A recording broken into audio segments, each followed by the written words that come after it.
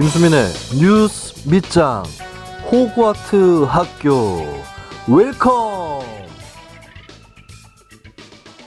반갑습니다. 뉴스 밑장 MC 김수민입니다. 저희 뉴스 밑장은 보통은 금요일에 녹음을 해서 그 첫 편을 일요일에 올리고 있어요. 그런데 이번 주도 지난주처럼 토요일에 녹음을 하게 되었습니다.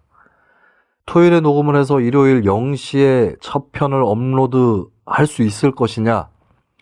천집장은 하겠다고 했지만 노동 착취를 경멸하는 제 입장에서는 도저히 용납할 수 없었기 때문에 일요일에 이렇게 호그와트 학교에서 다시 만나 뵙게 된 것이죠. 잘했죠? 저 착하죠?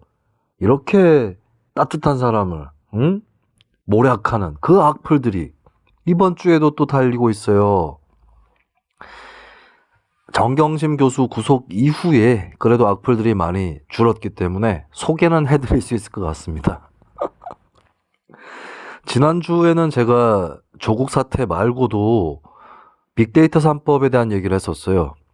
팟캐스트에 데이터 3법에 대한 문제를 짚어주는 그런 팟캐스트가 얼마나 있습니까? 이게 자체가 지금 그 팟캐스트에 많은 에피소드들이 올라오고 있고 인기 팟캐스트만 봐도 여러 내용들을 다루고 있다고 보여지지만 정작 많은 국민들의 정보 인권이 달려있는 이 데이터 3법에 대한 내용을 다뤄주는 곳은 별로 없습니다. 왜? 민주당이 추진을 하고 있으니까 민주당 코인 먹고 살려고 하는 팟캐스트들이 관련 문제를 제대로 다루고 있지 않다는 것이죠. 시민사회단체가 변함없이 나섰어요. 지금 국회에서는 평소에 국민들을 반으로 쪼개서 증오와 적대를 부추겨왔던 그 세력들이 정작 중요한 안건에서는 이것을 무쟁점 법안으로 만들어서 합의 처리하려고 하고 있습니다. 데이터 3법에서는 가명 처리된 정보를 그냥 당사자의 동의 없이 수집 이용할 수 있도록 하는 이 핵심적 내용을 담고 있는데 여기에 대해서 민주당, 자유한국당, 바른미래당은 3당 합의로 이르면 오는 11월 19일에 처리를 하려고 하고 있어요. 어디서 밑장 빼기야 지금. 정말 가소로워요. 이렇게 중요한 법안은 쇼부를 쳐서 통과시키려고 한다라고 하는 게 이자들의 문제점입니다. 시민사회단체에서 국민들을 상대로 여론조사를 실시를 했어요. 이 여론조사는 길거리 스티커 여론조사도 아니고 보통에 우리가 접할 수 있는 여론조사 내용입니다. 지금 이 시민사회단체에 해당하는 시민단체는 정보인권에 관한 활동을 해왔던 진보네트워크센터, 그리고 빅데이터 3법에서는 의료정보가 또 관건이 되잖아요. 그러다 보니까 무상의료운동본부, 참여연대, 민주노총, 민변 이런 단체들이 빅데이터 3법 현행대로의 처리에 반대하고 나섰습니다. 그렇다면 국민들의 인식은 어떤가?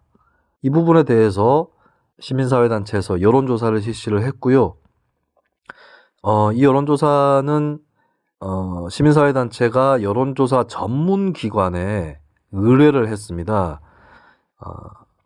서든포스트, 주포스트 데이터 여기에 의뢰를 했고요. 만 19세 이상 전국 성인 남녀 1000명을 대상으로 유무선 무작위 전화 임의 걸기 방식으로 실시가 됐습니다. 응답률 4.4%고요. 표본 오차 95% 신뢰 수준에 플러스 마이너스 3.10%포인트. 조사 기간은 11월 10일이었습니다. 자, 이 조사 결과를 보고 첫 번째로 충격을 받는 것은 이런 데이터 3법이 추진되고 있다라는 사실을 알고 있느냐라는 거였는데요. 몰랐다는 응답이 81.9%였습니다. 국민 10명 중에 8명이 모른다고 대답을 했고요. 그리고 특정 개인을 알아볼 수 없는 정보라고 하면서 가명 정보 이것을 동의 없이 수집 이용하는 것에 대해서 80.9%가 반대 의사를 표명했습니다. 가명 정보라고 했는데도. 그리고 특히 질병 의료 정보를 포함한 민감 정보를 가명 처리해서 동의 없이 수집 이용하는 것에 대해서 70.5%가 반대 의사를 표명했어요. 더 중요한 부분은 이겁니다. 경제 발전을 위해 개인정보 보호와 관련된 권리 일부라도 포기할 수 있느냐? 이 질문에 대해서 포기할 수 없다가 66.7%, 3분의 2가 나온 거예요. 국민들이 경제 발전하면은 발전시켜야 된다. 요새 일자리도 없다. 이런 호소들을 많이 하시지만 그것을 위해서 개인정보 인권을 침해해도 좋은가? 이 부분에 대해서는 반대가 더 많다는 겁니다. 압도적으로.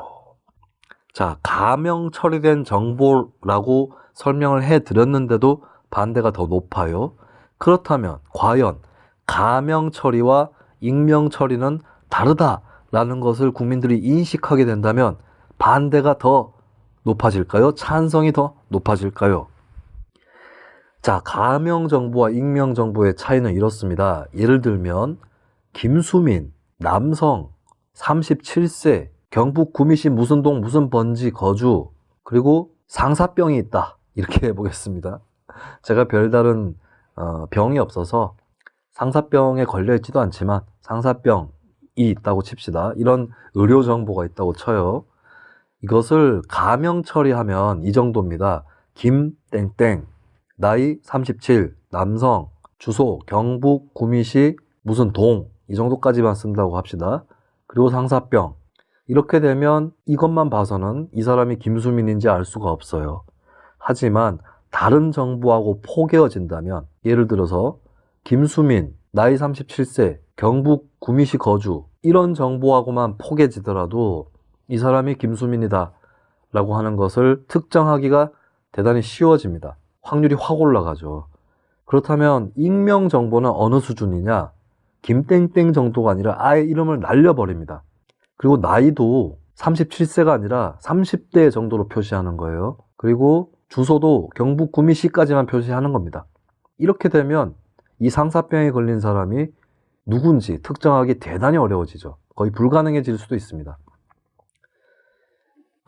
이런 식으로 아예 완벽한 블라인드 처리 더하기 범주화, 그러니까 37세를 30대로 표현한다거나 경북 구미시 무슨 동 무슨 번지에 산다는 것을 경북 구미시까지만 표현한다거나 이것을 범주화라고 해요. 이렇게 가야 익명정보라고 할 수 있거든요. 그리고 가명정보와 익명정보 사이의 명확한 기준에 대해서도 법으로 규정할 필요가 있을 텐데 이거 없이 가명 처리를 했으니 동의 없이도 수집 이용할 수 있게 해주자. 이게 빅데이터 3법의 내용이고 이것은 원래 지난 박근혜 정부에서 추진했던 거예요.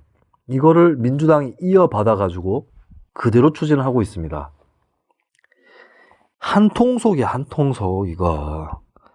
이게 자본, 재계에서 요구하고 있는 거고, 특히 의료적인 민감 정보를 자기들이 써서 의료 산업에다가 활용하겠다고 하는 건데, 여기에 대해서 여야 3당이 무쟁점 법안이라고 합의 처리 시도를 하고 있어요.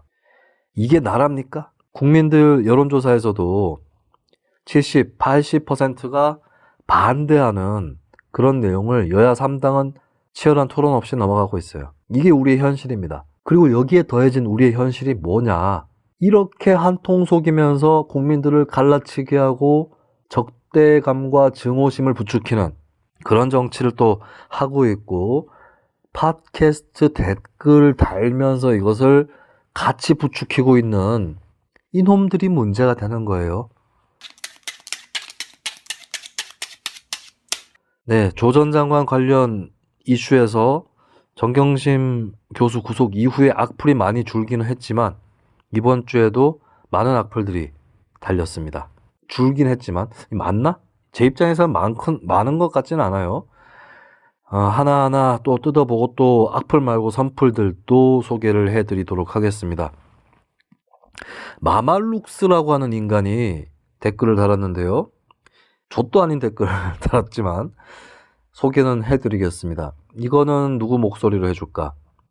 중앙일보 전 논설위원이죠. 김진 논설위원 목소리로 소개를 해드리겠습니다. 이 양반 요새 뭐하나? 그 지지율 1%도 안 되는 녹색당 지지자만 보고 평론하세요. 입진보 가려지네요. 여론조사만 봐도 조국 수사 과도하다가 50% 가까이 되는 걸로 기억하는데 대한민국은 정신병자가 반이군요. 이거는 제가 정신병자 말고 제정신이 아니다, 뭐 이런 표현을 한 걸 가지고 정신병자다 라고 자기가 뭐 알아서 해석을 했네. 저는 진중권 교수가 조국 교수에 실망해서 정의당 탈당하려고 했을 때도 다른 시각으로 이해하려는 입장이었는데 님이 말하는 걸 보면은 고집을 부리는 어린아이로 보이는군요. 다른 의견 좋은데 선은 지키기 바랍니다 하셨습니다. 선 안 지킵니다. 씨발 금 졸라 밟아줄게. 너희가 그은 선을 내가 왜 지키냐? 이런 멍청한 새끼들이. 안 그래도 그 진중권 교수가 강연을 했어요. 서울대학교에서 포스트 진실 이후의 시대인가? 뭐 그런 제목의 강연을 하면서 자기 의견을 또 피력을 했는데, 진중권 교수가 이렇게 나선 걸 봤을 때는, 그러니까 저는 진 교수가 이번 사태에서 어떤 선도적으로 입장 표명하지는 않았다고 보는데 너희가 선을 넘은 것 같아요. 정의당을 탈당하셨다고 하셨습니다. 진 교수가 애초에 얘기했던 것과 달리 조 전 장관 임명에 찬성하겠다고 밝혀서 황당해서 탈당했다라고 말을 했어요. 원래 정의당은 조 전 장관 임명에 반대를 하고 이것이 비판을 받게 되면은 진중권 교수 본인이 등판해서 사람들을 설득하기로 했었는데 의견을 정의당이 바꿨다라고 문제 제기를 했습니다.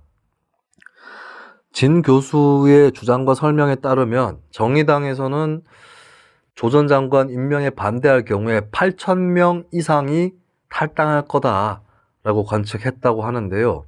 그 이상일 수 있어요.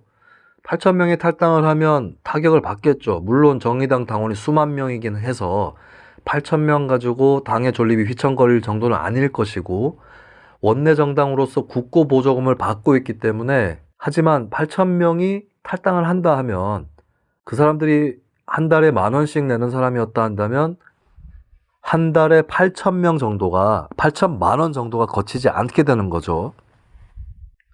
거기에 대해서 걱정하는 건 당연한 건데 정의당 지지율 깎였잖아요. 할 말을 해야 된다라고 생각했던 특히 20대 지지층이 확 깎였어요.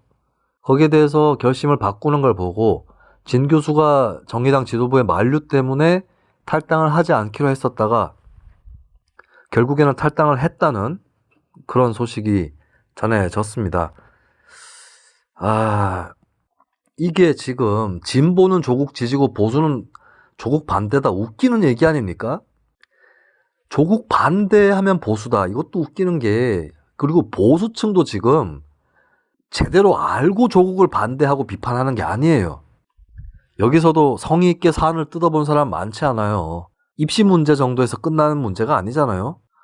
오히려 이건 사안을 뜯어볼수록 반대해야 될 이유가 더 큰 건데 60대 이상층을 위시해서 조국을 반대한다고 하는 보수층은 그냥 자기 편이 아니니까 반대하는 측면이 큽니다.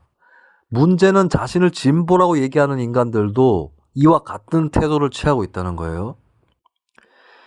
이것을 보면서 진보와 보수 자체를 새로 세워야 한다는 결론에 도달할 수밖에 없는데 정의당이 진보정당으로서 그 역할에 충실을 하고 있느냐, 이 부분은 굉장히 의문이 제기될 수밖에 없는 것이죠. 굉장히 중차대한 그런 과제를 안고 있는데 정의당이 그 역할을 다하지 못했다라고 하는 실망감이 저도 있는 거예요. 자, 조 전 장관 관련해서 진 교수가 밝힌 것, 주장한 것을 한번 그 내용을 보겠습니다. 그 조국 부부 아들이 진중권 교수 강의를 들었다고 감상문을 올렸나 봐요. 근데 이 올린 사람의 아이디는 정경심 교수였다. 그리고 감상문 내용을 보니까 내가 그런 강의를 한 적이 없었다. 네, 여기에 대해서 정경심 교수 쪽은 그동안에 중간중간에 SNS에 글을 올려왔는데 이런 거에 대해서라도 좀 해명을 하세요. 반박이나 사모펀드라든지 웅동학원 입시 문제에 대한 반박도 제대로 없었는데 왜 자기가 유리할 때만 튀어나와가지고 자기가 편할 때만 튀어나와서 얘기해야만 할 때만 튀어나와서 얘기하고 그 얘기도 똑바로 제기된 의혹에 대해서 각각 답변을 다는 것이 아니라 자기의 어떤 감정적인 의견을 올리는 것, 이게 정경심 교수의 행태였습니다. 그리고 동양대 인턴 프로그램에 대해서도 진중권 교수가 입을 열었는데요. 서울에 접근하기 어려운 영주 풍기읍 학생들이 이거라도 스펙에 좀 쓰라고 만든 건데 정경심 교수가 서울에서 내려와서 그것을 따먹었다. 서울대 인턴 논문의 제1저자가 누구나 할 수 있나? 하지도 않은 인턴을 했다고 하는 것이 공정한가? 그런 것을 앞세워 대학에 들어간 것이 정의로운 결과인가? 지적하셨습니다. 이게 이제 공정의 문제가 아니에요. 불법의 문제입니다. 불법의 문제. 이번에 정경심 교수 공소장에 추가적인 기소 사실들이 많이 들어갔는데요. 여기 앞서서 표창장 문제, 이 공소장에 보면 직인을 오려서 붙였다고 돼 있거든요. 그러니까 직인만 따로 떼서 그것을 예를 들어서 동양대학교 총장 최성해 이렇게 글씨를 입력을 하고 나서 해자 위에다가 직인을 따와가지고 붙인 게 아니라 공소장 내용에 따르면 조 전 장관의 아들이 미리 받아놨던 표창장에서 그 직인 부분을 오렸다는 것은 해자가 들어간 부분이 있죠. 그 부분에 해자 따로 있고 직인 따로 있는 게 아니라 직인이 찍혀 있는 부분을 오려서 붙였다는 거예요. 이렇다면 법정에서 저는 결과가 금방 나올 거라고 봅니다. 왜냐하면 직인을 찍다가 보면 그 직인하고 글자하고의 이 배치, 또 어느 쪽에 직인이 찍혀 있느냐, 이것이 표창장마다 다를 수밖에 없어요. 하지만 오려 붙인 게 맞다면 똑같을 겁니다. 복사한 듯이. 그러면 이것은 위조했다라고 볼 수 있는 거죠. 근데 저는 SNS에서 돌아다니는 글들 중에 어이가 없는 게 그 직인을 글자를 지워서 따로 빼서 다시 어떤 글자 위에 입힌다. 이게 얼마나 어려운 건지 아느냐. 그거는 영화 기생충에 나온 수법인데 그것보다 훨씬 쉬운 방법이 그냥 직인하고 글자 자체를 통째로 오려서 똑같이 붙이는 거예요. 그거는 원래 있던 표창장만 입수가 되면 굉장히 입증이 쉽습니다. 기생충 영화에서는 완전 범죄를 하기 위해서 직인만 따로 확보를 해서 글자 위에다가 붙인 것이죠. 근데 그 방법도 아니고 그냥 원래 있었던 글자와 직인 자체를 오려냈다. 이거는 글쎄요, 법정에서 충분히 가려질 수 있을 것으로 보여집니다. 근데 진 교수가 짚은 것은 그 표창장 위조 말고도 그 인턴십 프로그램 자체가 서울에서 누가 내려와가지고 해서 스펙 먹으라고 한 게 아니다라는 거였어요. 그런 기회 문제를 또 지적을 한 겁니다.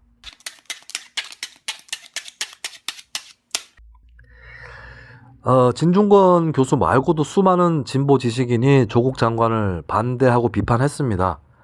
네, 그 지식인들을 좀 모아가지고 올해가 가기 전에 행사를 한번 할 생각입니다.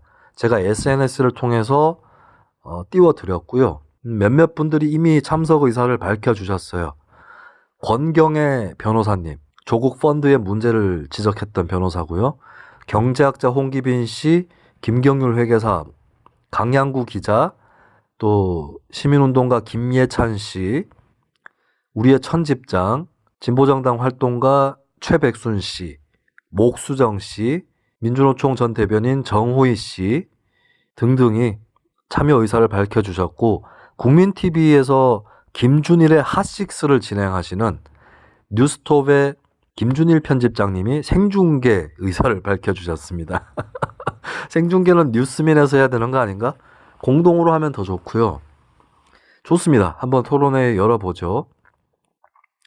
제가 왜 이 토론회를 준비했느냐면 진보와 보수를 아까 말씀드렸다시피 새로 세워야 됩니다. 보수는 제가 새로 못 세우겠어요. 진보는 제가 새로 세우겠습니다. 그 일에 앞장을 설 예정이고요. 이번 조국 사태 관련해서 진보 정당 중에 누가 제 역할을 했습니까? 정의당이든 녹색당이든. 정말 화가 납니다. 제가 조국 때문에 욕먹은 게 화가 나는 게 아니라 진보를 바로 세워야 될 책임이 있는 진보 정당들이 역할을 다하지 않았기 때문에 화가 나는 거예요. 그리고 소설가 장정일 씨가 엉뚱한 소리를 짓거리셨어요. 저는 장정일 씨 팬이었습니다. 그의 시를 특히 좋아했었고요. 햄버거에 대한 명상이라든지 이런 시들을 좋아했었는데 장정일 씨가 독서일기도 많이 쓰셨죠. 굉장히 좋은 글들이 많습니다. 근데 조국 사태가 책으로 정리가 안 돼서 그런지 장정일 씨가 계속 뻘타를 치셨어요. 그리고 장정일 씨가 조국 빤지, 지지자인지도 잘 모르겠어요. 왜냐하면 조국 비판자들을 비판하면서 자기들이 조국도 아니면서라는 표현을 쓰셨어요. 얼마 전에. 그런 것들을 봤을 때는 약간 탈조국 하려는 것 같은데 서초동 집회에 대해서는 굉장히 또 옹호하는 입장이에요. 그러면서 좌파가 서초동 집회에 함께 해야 된다. 서초동 집회에서 함께 했던 사람들 하고 대중과 빅텐트를 쳐라. 이따위 얘기를 하고 계시는데 대중은요. 서초동 집회에 동의하지 않았던, 찬동하지 않았던 사람들이 더 많습니다. 서초동 또 광화문도 아닌 사람이 더 많아요. 그 사람들 때문에 조 장관이 사퇴한 거잖아요.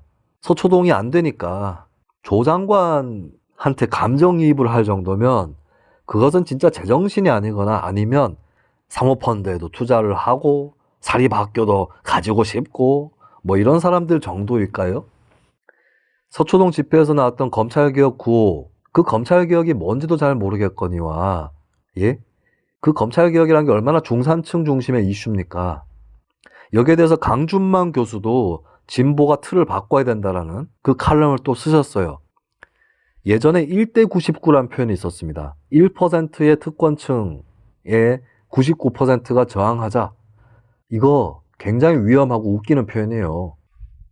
그 나머지 99%가 얼마나 서로 다릅니까? 비정규직 노동자와 정규직 노동자가 99에 다 들어가 있고 대기업 비정규직, 중소기업, 실업자, 농민 다 들어가 있는데 이들의 저마다 다른 이해관계를 99로 퉁치자는 것은 1% 안에 살짝 들어가지 못한 그러면서도 진보적인 척하는 그런 사람들의 이해관계에 복무하게 돼 있어요. 진보는 가장 낮은 곳에서 다시 시작해야 됩니다. 새로 세워야 돼요. 가짜 진보들 다 걸러내야 됩니다. 그런 마당에 서초동 집회에 연대해가지고 빅텐트를 치는 게 좌파의 임무라고 하는 장정일 씨 굉장히 퇴행적인 사고방식을 갖고 있는 것이죠. 그리고 장정일 씨마저 이 모양이니 악플 다는 인간들은 어떻겠습니까? 그리고 검찰개혁 잠깐 짚고 갑시다. 검찰개혁의 내용이 무슨 수사를 중간에 법무부한테 보고해라. 이거 검찰청법 위반이에요. 이 도대체 누가 짠 거야, 이 방안을? 누가 짠 거예요, 이거? 안미현 검사가 이에 대해서 답답한 신경을 토로했습니다. 안미현 검사는 조국 장관의 그 검사와의 대화 때 지금 당신이 그 제대로 임무를 수행할 수 있겠느냐라고 하는 그 날카로운 질문을 던졌던 분이 바로 안미현 검사입니다. 안미현 검사가 11월 14일 목요일 오후 8시경에 페이스북에 글을 올려서 법무부 검찰개혁 추진계획 주요 내용이란 3쪽짜리 파일을 열어보았다. 믿을 검사가 없다지만 어떻게 돌아가는 곳인지 좀 알아보시고 계획을 세우셨으면 싶다. 어떻게 온 개혁의 기회인데 깊은 한숨이 나온다. 믿을 검사가 없다지만 어떻게 돌아가는 곳인지는 알아보라. 이 얘기 뭐냐면 현장에 대해서 모르고 세운 계획이란 뜻이고 그것이 바로 검사들이 수사하는데 중간중간에 법무부 장관한테 보고해야 한다라고 하는 그것이 검찰개혁이 아니다라는 뜻이에요. 근데 이 안미연 검사의 글에 대해서도 오해하신 분들이 상당히 많네요. 댓글이 굉장히 재밌습니다. 그러니까 검찰을 더 조져야 되는데 제대로 못 조져서 문제다라고 착각하고 있는 사람들이 댓글을 달고 있어요. 이게 문제예요. 현장에 대해서 좆도 모르는 인간들이, 그리고 기본적으로 법률 내용도 검토를 안 해본 인간들이 개혁의 칼을 잡고 있다는 거예요. 그리고 그 개혁의 내용은 개악입니다. 우리 대한민국이 어떻게 해서 쟁취한 검찰의 독립성입니까? 아직까지도 쟁취되었다고 확언할 수 없는 독립성이에요. 그걸 가지고 법무부 장관한테 다 보고하라고. 그러니까 법무부 장관이 검찰총장인 거예요. 이렇게 되면. 그러면 검찰총장직을 없애시던가 법무부 장관을 검찰총장으로 만들던가. 이거 지금 제대로 검토해 본 거예요? 그리고 검찰청 법에도 안 맞는데 법무부 장관은 서면으로 검찰 수사를 지휘하게 되어 있습니다.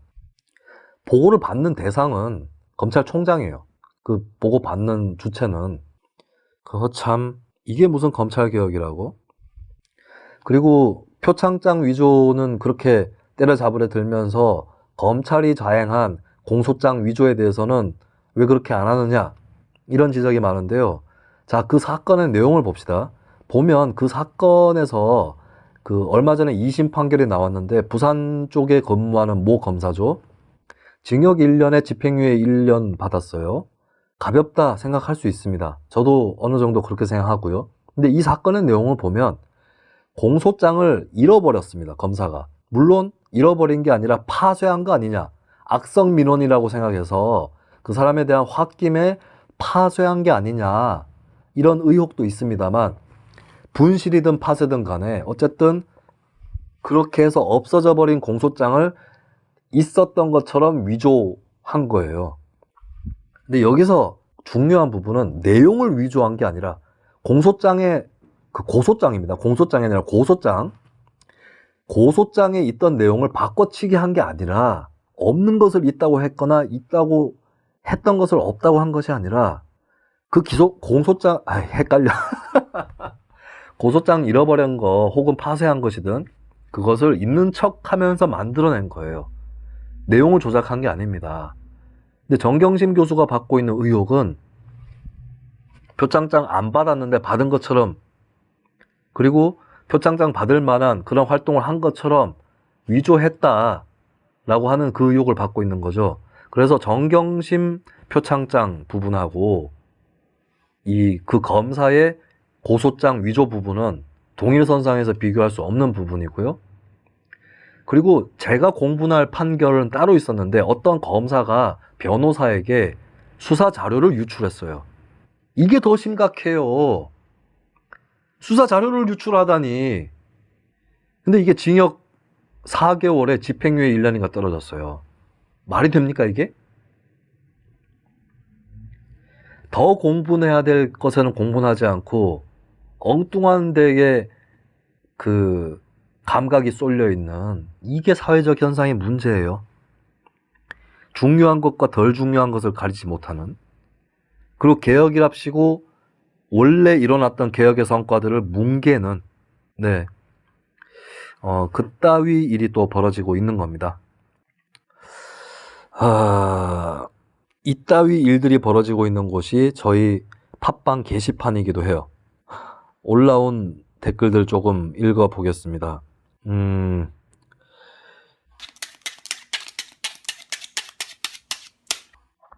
그리고 아까 전에 마말룩스 얘기한 거 마저 해야겠다. 지지율 1%도 안 되는 녹색당 지지자만 보고 평론하세요. 족가시고요. 조국 반대가 더 많거든요. 끝.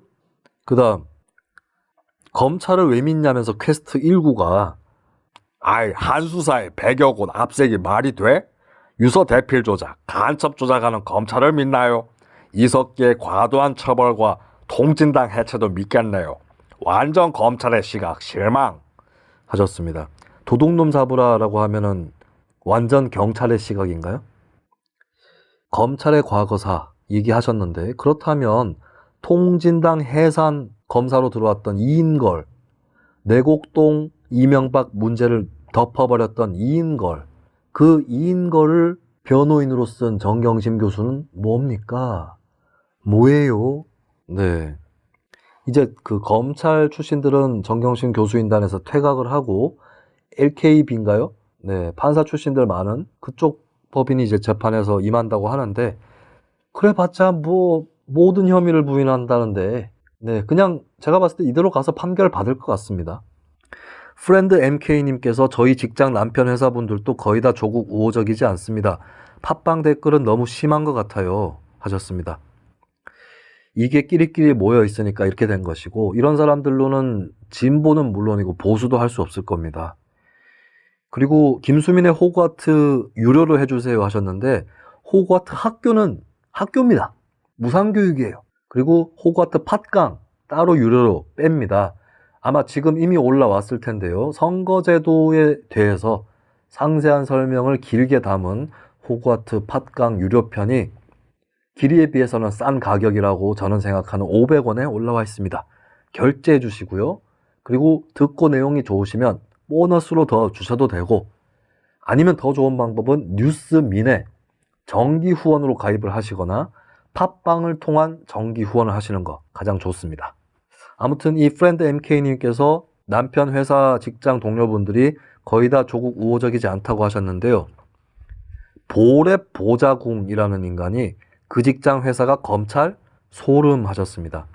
자, 아까 전에 퀘스트 19라는 사람이 검찰의 간첩 조작 과거사를 얘기했는데요.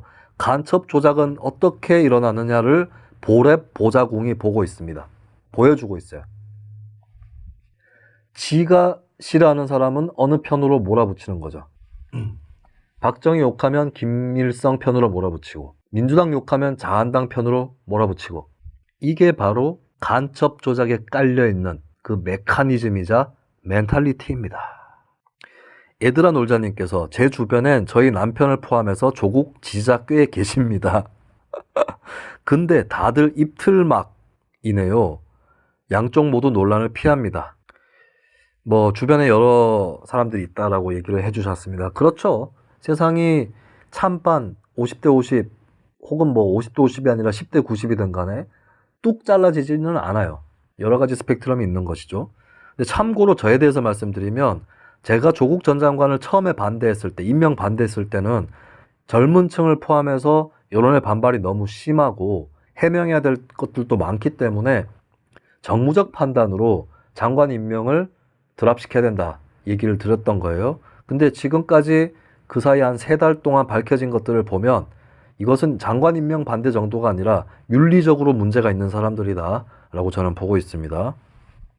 근데 이 3달 동안에 논의도 너무 많고 뉴스도 많이 쏟아지고 이러다 보니까 가치 판단을 보류하거나 심지어는 사실 판단까지도 지연시킨, 접어놓은 사람들이 많이 계셔서 이 문제를 정확하게 파악 못 하시는 분들이 많은 것 같은데, 곧 정리를 또 계속 할 것이고 책으로 나올 거예요. 조국 문제는 저도 아까 말씀드렸던 그 진보 지식인 분들과 함께 책으로 쓸 계획입니다. 그리고 여기에 들어가야 될 문제, 지식계라든지 방송계 문제 빼놓을 수 없겠는데요. 언론 문제들. 오히려 언론 개혁이 여기서 나오는 거예요.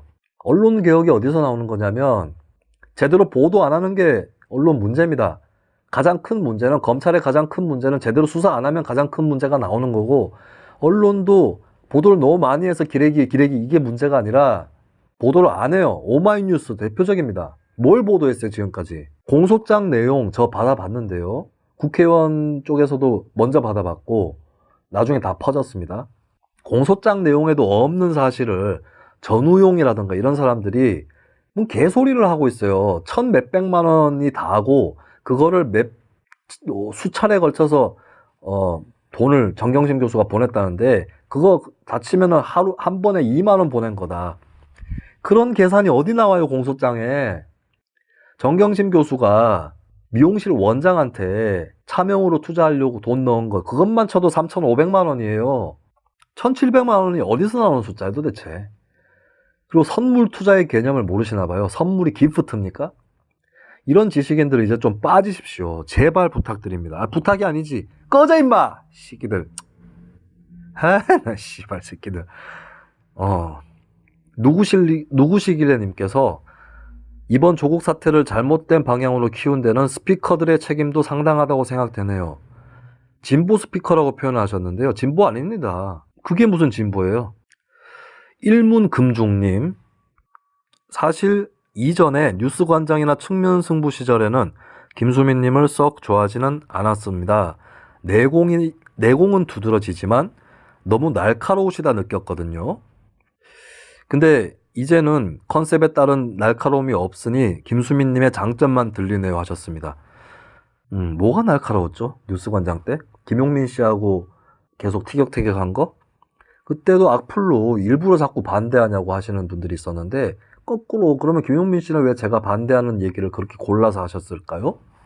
그리고 저도 그때 반대하는 게 있어도 그냥 넘어간 거 많습니다. 김용민 씨 방송 할 때도 그랬고요. 제가 일일이 다 반박했으면 엄청난 걸 보셨을 거예요, 여러분들은. 그냥 그러려니 하고 넘어간 것도 많고, 방송하다 보면 그래요. 그러려니 하고 넘어가지 말아야 될 것도 넘어간 적도 있습니다. 예전에 이동형 씨하고 방송을 하는데 환경미화원에 대한 얘기가 나왔고, 제가 쓰레기를 수거하시는 분들 상당수가 간접 고용이다. 지자체 직영 소속이 아니다. 업체 소속이다 말씀을 드리니까 이동형 씨가 그때 문재인 정부의 방침을 통해서 정규직화될 것이다. 되고 있다. 이렇게 얘기를 하셨는데 아니에요. 문재인 정부의 공공부문 정규직화 방침에서도 이 폐기물 수집 운반을 하는 이분들에 대한 대책은 없고, 지금 전국 각지에서 이분들 투쟁하고 있고요. 이 업체의 중간 갈취라든가 이런 문제로 고생하고 계세요. 네, 제가 그때 그거는 지적을 했었어야 되는 겁니다. 이동영 씨가 잘못 알고 있다고. 근데 그런 것들도 막 넘어가고 그랬어요. 예, 이 부분은 제가 잘한 게 아니고요. 오히려 더 날카롭게 했었어야 된다고 생각합니다. 근데 뉴스 밑장에서 더 날카롭지 않나요? 근데 왜 저에 대해서 인상이 덜 날카로워지셨는지 잘 모르겠어요. 아무튼 간에 일문금중님께서 앞으로 열심히 듣겠다. 지금처럼 좋은 방송 부탁드린다. 라고 하셨습니다. 감사합니다. 열심히 듣겠고, 제가 날카로워져도 이해하세요. 그래야 더 좋은 방송이 나올 수 있습니다. 어떤 분은 저한테 날카로움을 좀 계속해서 유지되면 좋겠다는 분도 계셨어요. 5대 토일렛 공구님께서 언젠가 김평론가님조차 지쳐 쓰러지면 어떡하나 하는 두려움도 듭니다. 지금의 용기와 날카로움 지속해 주시기를 진심으로 응원합니다 하셨는데요. 저는 조국 장관 지지자들이 전혀 두렵지 않습니다. 제가 이 과거에 박근혜 지지자들과 온라인도 아니고 지역사회 오프라인에서 싸웠던 사람이 있거든요. 그리고 그들은 악플을 이런 식으로 달아요. 김수민을 능지처참하고 생매장 시켜버리자. 불악무식한 놈 김수민. 당장 박정희 생가에 가서 무릎 꿇고 사죄해라. 이런 식으로 달거든요. 그리고 그런 인간들은 오프라인에서도 마주치는 거고, 예, 제가 그때 쫄았을 줄 아십니까? 제가 구미시의원 할 때 삼성의 백혈병 문제도 공식 석상에서 다뤘던 사람이고, 삼성전자 정문 앞에서 노동운동에서 집회할 때 제가 마이크 잡고 앞에서 삼성 깠던 사람이에요. 참고로 삼성전자는 당시 제 지역구 안에 있었습니다. 네. 그때 모 의원이 저한테 굉장히 간이 부었구나 라는 식으로 얘기를 한 적도 있었어요. 제가 아주 정치를 길게 하진 않았지만 그때에도 박정희 지지 세력이나 삼성이라든지 또 자본의 앞잡이 노릇을 하는 사이비 노조라든지 이쪽하고 싸웠던 사람이에요. 사퇴해라, 사퇴하세요! 이런 압력부터 시작해서 별별 욕을 다 들었던 구미시의회 의원 4년 시절을 보냈고, 그 밖에도 각종 투쟁들을 하는 그런 운동가로 살아왔기 때문에 현재는 준비된 투쟁을 저는 하고 있는 거예요. 그래서 걱정 안 하셔도 됩니다.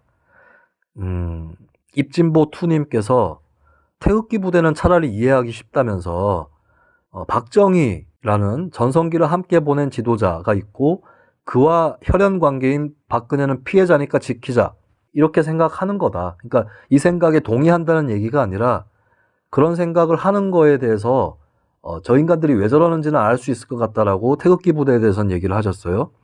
하지만 입진보2님이 서초동은 이해하기 어렵다. 그리고 조국이랑 노무현이 무슨 상관이냐 이 얘기하셨는데 동감이에요. 노무현 전 대통령하고 조국 교수하고 뭔 상관이야. 자, 노무현 정권 때 진보 지식인 중에서는 두 부류가 있을 수 있습니다. 첫 번째는 노무현 대통령이 억울하게 공격받는 부분, 그리고 턱도 없이 지지율이 낮은 부분에 대해서 너무한 거 아니냐라고 노 전 대통령을 방어하는 그런 지식인이 있을 수 있고요. 두 번째는 이라크 파병 한미 FTA가 아니다, 맞서서 싸우겠다는 지식인이 있을 수 있습니다. 조국 교수는 당시에 둘 중 아무것도 아니었어요. 조국 교수가 진보 임내하면서 부상한 것은 이명박 정권 때였고, 이명박 정권의 가장 큰 문제가 뭐냐면 자질이 안 되는 사람, 진보로서의 소양을 갖추지 않은 사람, 실천적으로 입증하지 않은 사람도 이명박을 욕하는 것만으로 자신을 진보라고 얘기하고 그것이 통할 수 있었던 것이 이명박 정권의 가장 큰 문제였습니다. 이명박 씨발 새끼가 그래서 나쁜 거예요. 하향 평준화 시켰으니까 이 사회를. 하지만 박근혜를 우리가 쫓아내고 난 다음에 이제는 수준이 정말 드러나는 겁니다. 공직자가 사모펀드라는 거에 투자를 하도록, 배우자가 투자를 하도록 내버려 둔다. 자기가 이사로 앉아있는 사립학교에서 집안 업체가 공사를 수주해가고 짓지도 않은 테니스장을 갖고 이익을 챙기면서 채권을 챙기는데 그 업자는 또 자기 가족이고, 이 자체가 지금 진보 보수를 떠나서 정의라든지 부정부패라든지 여기에만 비춰봐도 문제가 있는 거잖아요. 여기에 대해서도 문제 없다라고 하면서 왜 뭐 자한당은 더 나빠요 이 지랄 하는 것을 진보가 할 말입니까? 그게? 자기한테 문제가 제기되고 있는데 저기 더 나쁜 놈들은 가만히 놔두고 이렇게 얘기하는 게 진보가 할 말이냐고요. 그리고 윤석열에 대해서 이거는 확실하죠. 윤석열은 이명박 박근혜를 감옥에 쳐넣은 그 현장 담당자예요. 윤석열이 한 게 더 많을까요? 조국이 한 게 더 많을까요? 윤석열이 한 게 더 많지. 윤석열을 졸라 찬양해서 그렇게 찬양한 거잖아요. 조국 지지자들 한때. 근데 조국 지지자들의 문제가 뭐냐면 현장에서 일하는 사람들을 우습게 봅니다. 그러니까 기레기 타령도 툭하면 나오는 거예요. 야, 기레기들이 너희들보다는 팩트체크 훨씬 충실하게 해. 그리고 잘못 보도하면 망신당해. 너네는 익명 뒤에 숨어서 개소리 짓거리고 있지만. 현장에 대한 무시, 이것이 바로 노동에 대한 무시예요. 노동 혐오 발언이 조국 지지자들 스펙트럼 사이에서 심심하면 나오는 것도 그런 이유예요. 이런 사람들이 진보 행세하는 것 자체가 퇴행입니다. 이 사람들을 진보 행세하지 못하게 하는 것, 진보를 새로 정립하는 것이 촛불 항쟁의 연장에 저는 있다고 봐요. 껍데기는 걷어내야지. 그게 혁신이죠. 진보 바로 세워야 됩니다. 보수를 바로 세워야 되는 것도 마찬가지 중요한 거고요. 서머셋님께서 진실은 항상 불편함이 있었기에 김수민 님도 응원합니다. 이 작가님 얘기를 하셨는데, 미르미디어 방송 듣다가 이거 들으면 멘탈 조각 납니다 하셨습니다. 멘탈 조각 날 것까지는 없고요. 헷갈리실 때는 헷갈린 대로, 네, 지나간 것은 지나간 대로, 헷갈린 것은 헷갈리는 대로. 네. 그래도 계속해서 이렇게 불편하지만 여러 가지 목소리를 들어주시려고 하는 분이 계시네요. 이런 서머셋님 같은 분이 있어서 언론이 개혁되는 겁니다. 이렇게 크로스 체크하려고 하고 진실을 우선으로 생각하는 이런 독자, 청취자, 시청자가 언론을 바꿔요. 고맙습니다. 그리고 지난번에 수시 정시에 관련해서 토론도 있었는데, 여기에 대해서 저희 그 방송 중에 나온 내용이 수시의 정시보다 저소득층이 많다라고 얘기를 들었는데, 여기에 대해서 커널뜻님께서 지역 균형 전형이나 각종 이게 사배자가 뭐죠? 정확하게? 네, 하여튼 배려하는 전형이죠. 균등 전형이라고도 하는데 이것 때문이다 하셨는데, 맞아요. 그래서 저는 학종보다는 정시에서 중요한 부분은 배려 전형, 이 부분은 좀 지킬 필요가 있다는 겁니다. 그리고 애들아 놀자님께서 좀 긴 글인데요. 교육 관계자분들이 그리도 미국에 그것을 선호하시는지 이유를 모르겠습니다 하셨습니다. 그러니까 이게 내신 학종, 수시, 이것이 미국식 전형이다라는 얘기죠. 맞는 얘기예요. 근데 저는 중요한 것은 한 번의 시험으로 여러 가지가 결정나는 것도 곤란하다.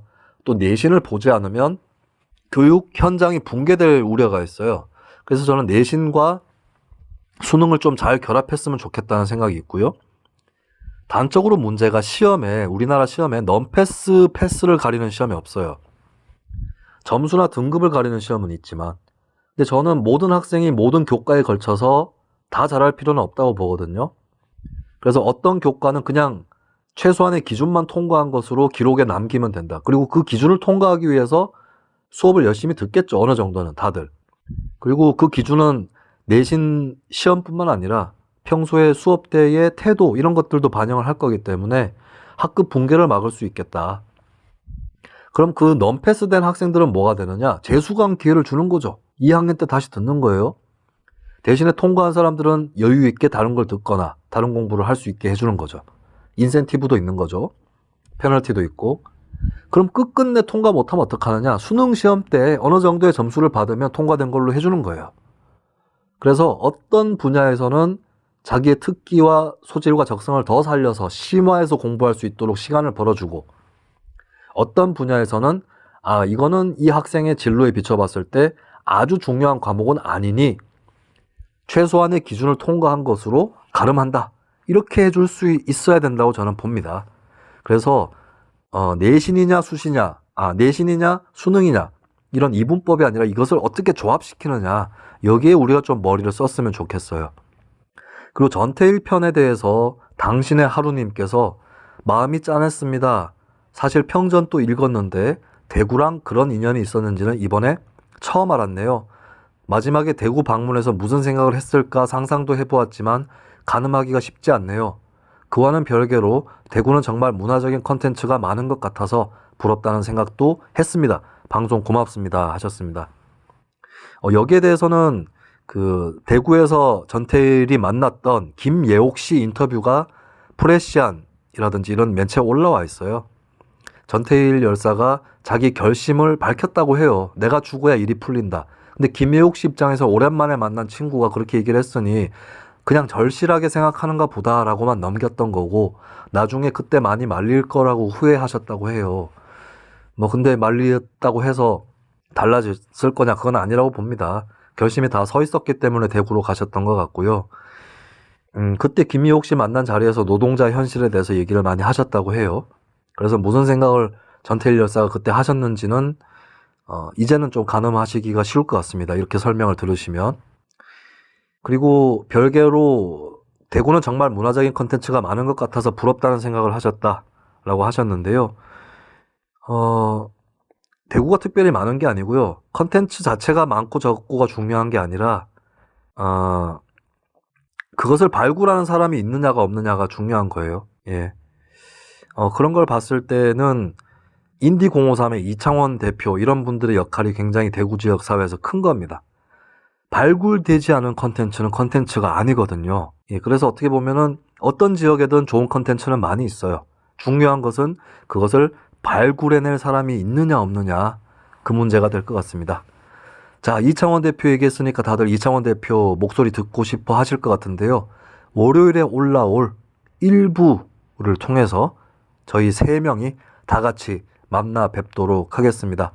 그 전까지 호가트 학교 들어주시고요. 들어주셨던 분들 고맙고, 이왕이면은 선거제도 관련한 호가트 팟강 500원 결제하시고 좀 들어주시면 좋겠습니다. 저는 여기서 인사를 드리겠고요. 월요일 올라올 에피소드에서 다시 목소리로 찾아뵙도록 하겠습니다. 아수라 발발타.